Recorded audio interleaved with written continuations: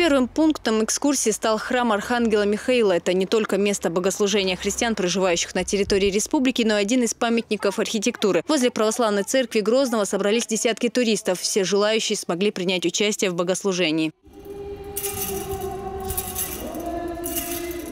Знакомство с достопримечательностями столицы продолжилось в высотном комплексе Грозный-Сити. Небоскребы стали излюбленным местом посещения туристов. Поднявшись на самую высокую точку одного из зданий, гости смогли увидеть город с высоты птичьего полета. Да, это впечатляет. Мы до этого не были просто в Грозном. Соответственно, нам сравнивать не с чем, но то, что мы сейчас видим, это для нас произвело впечатление яркое, эмоциональное. Восторженные возгласы, вспышки фотоаппаратов. Каждый спешит сделать фотографию лучше, чтобы похвастаться перед друзьями. Чуть позже фотосессия перешла во флешмоб. 3-4. Привет из Грозного!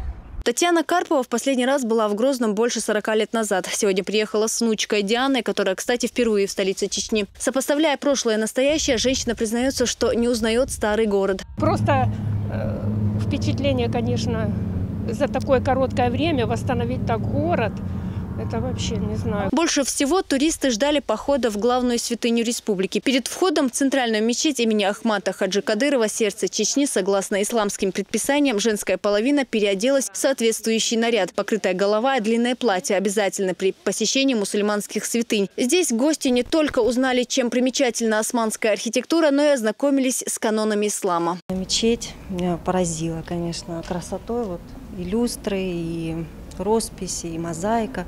Очень замечательно. Народ дружелюбный.